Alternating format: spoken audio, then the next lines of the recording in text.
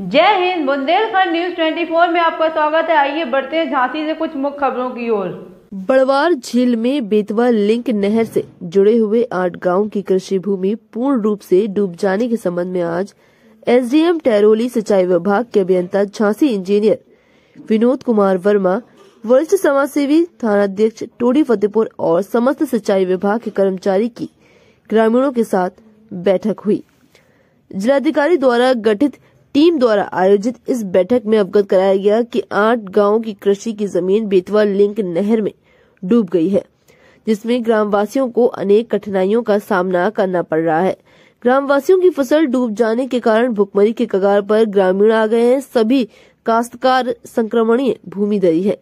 इस दौरान कई ग्रामीणों ने अपनी बात रखी। ग्रामीणों का कहना था कि पहले झील की ऊंचाई 18 फीट थी, बाद में 22 फीट हुई और वर्तमान में 24 फीट कर दी गई है। सन 2012 में ग्रामीणों ने मुख्यमंत्री उत्तर प्रदेश सरकार से शिकायत कर मुआवजे की मांग की थी। सन 2022 में बड़वार झील में पानी छोड़ने से किसानों की फसल पूरी तरह से नष्ट हो गई। भविष्य में पानी निकालने की कोई संभावना नहीं है, जिससे कभी भी खेती नहीं की जा सकती। यहाँ के काश्तकारों की जमीन पूर्ण रूप से डूब गई, जिस कारण से किसी भी प्रकार की कृषि नहीं की जा सकती है और इनके ऊपर बैंकों के नोटिस, कुर्की व गिरफ्तारी के आदेश कई किसानों पर आ चुके हैं। सभी किसान कर्ज में डूबे हुए हैं और भुखमरी व पलायन की कगार पर हैं। सभी किसानों ने एक ही स्वर में कहा कि या तो हमें हमारी कृषि की भूमि वापस कर दें या संपूर्ण डूब का मुआवजा दें, जिससे वे कर्ज मुक्त हो जाएं और अपने बच्चों का भरण पोषण कर सकें। सभी किसानों की बात को ध्यान में रखते हुए इंजीनियर विनोद कुमार वर्मा ने किसानों के पक्ष में 3 बिंदुओं पर अपना पक्ष रखा कि नहर के पानी का स्तर कम कर दिया जाए, जिससे कृषि की भूमि किसी योग्य बन सके। जो भी किसानों का नुकसान हुआ है, अब तक उनकी भरपाई कर दी जाए। जिन किसानों के पास बैंकों के कर्ज का नोटिस आ गया है, उसे तत्काल प्रभाव से रुकवा दिया जाए। किसानों की बात सुनने के बाद एसडीएम ने कहा कि 10 दिन के अंदर झील का पानी 22 फुट तक कर दिया जाएगा, जिससे किसानों की फसल उपज हेतु सभी किसानों को दी जा सके। किसानों का जो बैंकों के द्वारा कर्ज है, उसे फसल बीमा द्वारा अन्य मदों के द्वारा पूरा किया जाएगा और अपने उच्च अधिकारियों के द्वारा बैंकों को निर्देश दिए जाएंगे कि जब तक इनका एक स्थायी समाधान न निकले, तब तक बैंक के अधिकारीगण व पुलिस प्रशासन किसानों को परेशान न करे। साथ ये भी कहा कि जितना भी अभी किसानों का फसलों में नहर के पानी के कारण जो भी नुकसान हुआ है, उसे उच्च अधिकारियों और प्रशासन के द्वारा मूल्यांकन कराकर सभी किसानों को पिछली फसल का मूल्यांकन करके मुआवजा दे दिया जाएगा।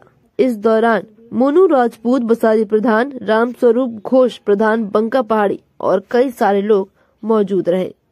झांसी के करगुवांजी गांव में 2.5 साल पहले हुई महिला की हत्या के दोषी पति को कोर्ट ने 10 साल के कारावास की सजा सुनाई है। इस हत्याकांड में दंपति का 5 साल का बेटा इकलौता चश्मदीद था। उसने कोर्ट में पिता के खिलाफ गवाही दी। बेटे की गवाही पर कोर्ट ने हत्यारे पिता को सजा सुनाई है। दोषी पर 50,000 रूपए का जुर्माना भी लगाया गया है। इसमें 25,000 रूपए बेटे को दिए जाएंगे। जुर्माना अदा नहीं करने पर 1 साल के अतिरिक्त जेल काटनी होगी। यह आदेश न्यायालय संख्या 2 के अपर सत्र न्यायाधीश विजय कुमार वर्मा ने मंगलवार को सुनाया है। सहायक जिला शासकीय अधिवक्ता देवेंद्र पांचाल ने बताया कि अंदर सैयर गेट निवासी शकुंतला देवी ने नवाबाद थाने में तहरीर दी थी। इसमें बताया था कि मेरी बेटी पूनम कुशवाहा की शादी 12 साल पहले करगुवांजी गांव के राकेश कुशवाहा उर्फ बबलू से हुई थी। शादी के बाद दामाद बेटी के साथ मारपीट कर जान से मारने की धमकी देता था। 6 फरवरी 2020 को छोटी बेटी चांदनी ने फोन करके बताया कि ससुराल में पूनम की मौत हो गई है। तब वह परिजनों के साथ पूनम के ससुराल पहुंचे। वहां पूनम पलंग पर मृत पड़ी थी। उसके शरीर पर चोट के निशान थे। पूनम के 5 साल के बेटे ने बताया कि मां को पापा ने मारा है। राकेश का आरोप था कि मारपीट कर मुंह और नाक के हाथों से दाबकर पत्नी की हत्या कर दी गई है। मारपीट कर मुंह और नाक को हाथों से दबाकर पत्नी की हत्या की गई है। पुलिस ने गैर इरादतन हत्या का केस दर्ज कर आरोपी को गिरफ्तार किया था। वारदात का बेटा ही इकलौता चश्मदीद गवाह था। पुलिस ने उसको गवाह बनाते हुए पहले 164 के तहत कोर्ट में गवाही कराई थी। बाद में उसने कोर्ट में दोबारा गवाही दी।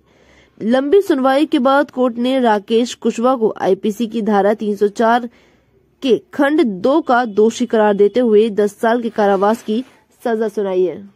रेल संरक्षा आयुक्त मोहम्मद लतीफ खान ने बुधवार को झांसी वीरांगना लक्ष्मीबाई कानपुर दोहरीकरण योजना के अंतर्गत उसर गांव कालपी चौराहे के मध्य नवनिर्मित लगभग 14 किलोमीटर रेलखंड पर नव दोहरीकृत रेल लाइन का निरीक्षण किया।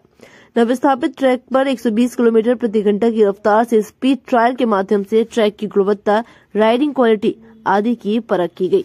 इस दौरान संबंधित संस्थापनों का सघन निरीक्षण कर परख की गई।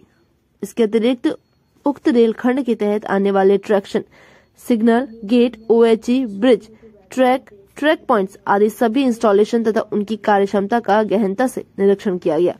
इस दौरान उन्होंने इंस्पेक्शन कैरेज तथा मोटर ट्रॉली के उक्त रेलखंड के पर इंस्पेक्शन कैरेज तथा मोटर ट्रॉली से उक्त रेलखंड के सभी प्रकार के नए संस्थापनों की परख की है। रेल संरक्षा आयुक्त की अनुमति के बाद यह नव दोहरीकृत रेलखंड एवं स्टेशन भवन यात्री गाड़ियों एवं मालगाड़ी के सुरक्षित संचालन के लिए उपलब्ध होगा। इस दूसरी लाइन के खंड के प्रारंभ होने से वीरांगना लक्ष्मीबाई झांसी कानपुर रेलखंड पर गाड़ियों के संचालन में सुगमता आएगी, गति मिलेगी तथा समय पालनता में वृद्धि होगी। वीरांगना लक्ष्मीबाई झांसी कानपुर दोहरीकरण योजना के तहत मलासा लालपुर पामान लगभग 20 किलोमीटर रेलखंड पर दोहरीकरण कार्य प्रगति पर है, जिसको पूर्ण करने का लक्ष्य जनवरी 2023 रखा गया है। निरीक्षण में मुख्यालय में मुख्य सिग्नल अभियंता NK वर्मा, मुख्य प्रशासनिक अधिकारी मंजुल माथुर, मुख्य बिजली वितरण इंजीनियर यतेंद्र कुमार, मुख्य इंजीनियर राजेश श्रीवास्तव, मंडल रेल प्रबंधक आशुतोष, मुख्य परियोजना प्रबंधक KK तलरेजा सहित अन्य अधिकारी मौजूद रहे। विश्व एड्स दिवस पर आज जन जागरूकता तथा समानता दिवस का आयोजन किया गया।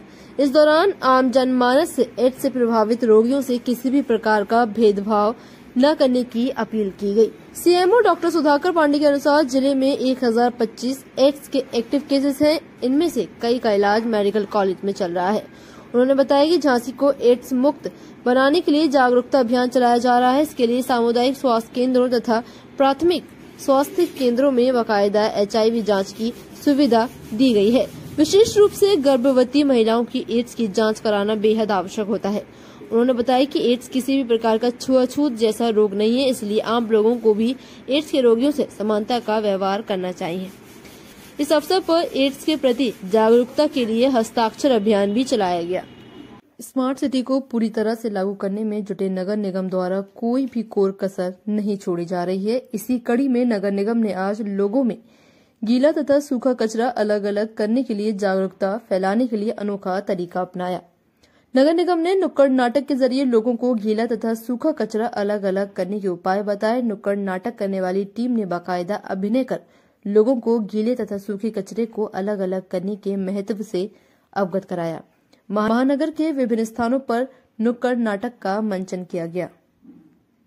नगर निगम की लगभग 72 वर्ग फुट गली में एक दबंग द्वारा अवैध निर्माण कर आवागमन का रास्ता रोका जा रहा है।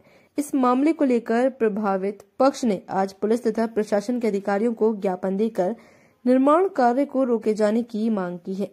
यह पूरा मामला प्रेमनगर थाना क्षेत्र के अंतर्गत तिकोनिया मोहल्ले का है। यह रहने वाले अब्दुल रहीम ने बताया कि उसके घर का दरवाजा दक्षिण दिशा में खुलता है, जहां 72 वर्ग फीट की गली है। यह गली नगर निगम की संपत्ति है, जहां से आवागमन होता है। उसके पड़ोस में ही रहने वाले एक दबंग द्वारा इस गली में अवैध निर्माण कर आवागमन के रास्ते को बंद किया जा रहा है। प्रार्थना पत्र में उसने इस अवैध निर्माण को तत्काल रोके जाने की मांग की है।